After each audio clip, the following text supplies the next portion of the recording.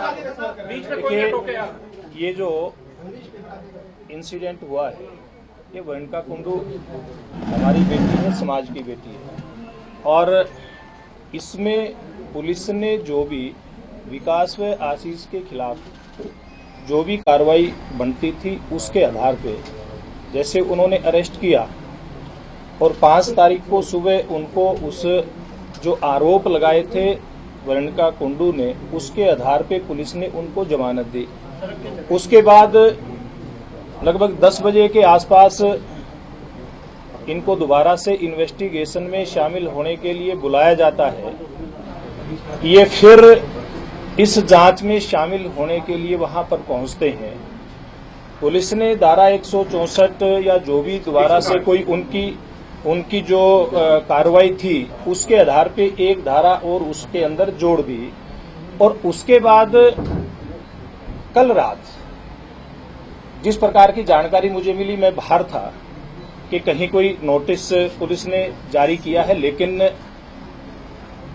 थोड़ी देर पहले तक मुझे जानकारी मिली थी कि मेरे निवास टोहाना पे उस तरह का कोई नोटिस वहां पे मिला नहीं था।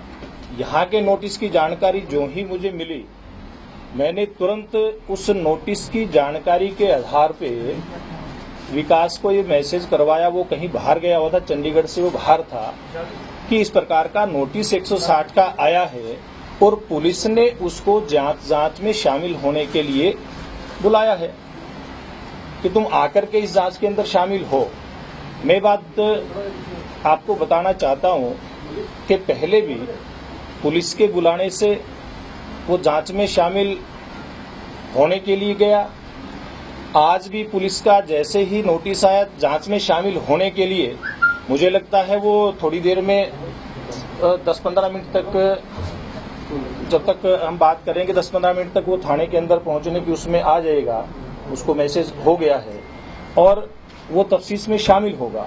मैं एक बात और कहता हूं, ना ही हमने किसी भी तरह की इस मामले में राजनीति की है, ना ही जांच को भटकाने का कोई प्रयास किया है। जो भी पुलिस इसमें जांच के अंदर जिस प्रकार के भी आरोप उसके ऊपर लगेंगे, उस आरोप के ऊपर कार्रवाई हो, जो भी कार्रवाई बनती है।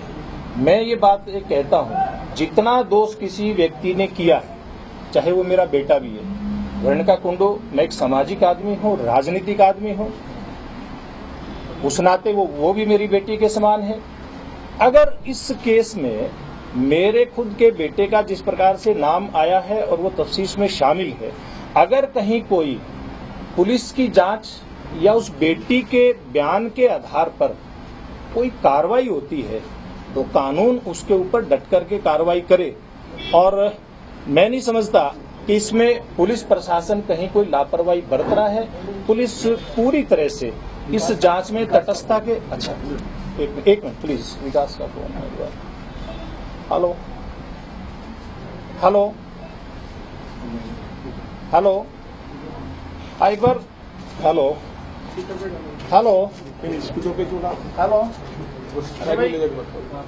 एक बार साइड में बात। अरे कहाँ पहुंच गए? Hello hello. तो आपने सुना, सुभाष बराला, विकास बराला के पिता इस प्रेस कॉन्फ्रेंस को संबोधित कर रहे थे और इस बीच शायद विकास का ही फोन आया है। चूंकि जब उनकी तरफ फोन बढ़ाया गया तो जवाहर इस बात का जिक्र कर रहे थे। उनके बगल में जो जवाहर यादव बैठे हुए हैं, बीजेपी के हरियाणा में जो प्रवक्ता हैं। और इस बीच बातचीत के दौरान साफ तौर पर सुभाष बराला का यह कहना कि पुलिस के सामने पेश होने जा रहा है विकास अगले 10-15 मिनट में।